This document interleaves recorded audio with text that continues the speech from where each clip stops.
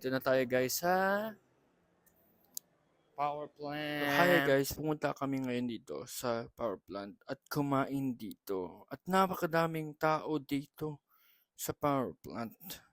At may pinuntahan kaming restaurant ang napakasarap. At ito yon. Ang dami nilang mga menu. So, sobrang sarap sa picture nila. Nakakakatakam. Mga kaput trip. Ayan. So, ano kayang in-order ko dito? Well, let's find out.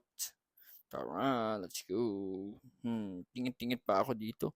Oh, may mga cupcake sila dito. May cake sila pala dito, hindi pala cupcake. Sorry. Ayan oh. Sarap po. May mga burger pa sila. May mga pizza pa sila dito. At may mga pastries pa sila dito. Cake yung pastry. Meron silang ice cream. At iba-iba pa. So, yan. 10 out of 10 ang mga pagkain nila. At napakasarap itong bread nila. Oo. At napakasarap din ito. At ito pa, ang pasta nila sobrang sarap. At pati din ang pizza nila.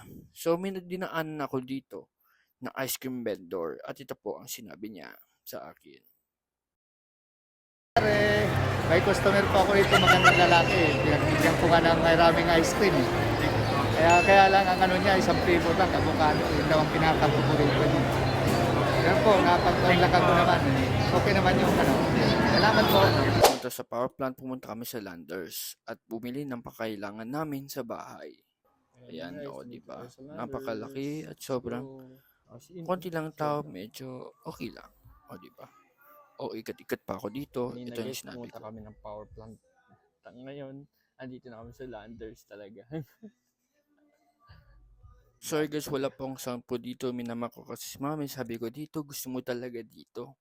Napakalaki at talagang nagsaning po si mami sa mga pagmimili. Kaya yun lang po at salamat po.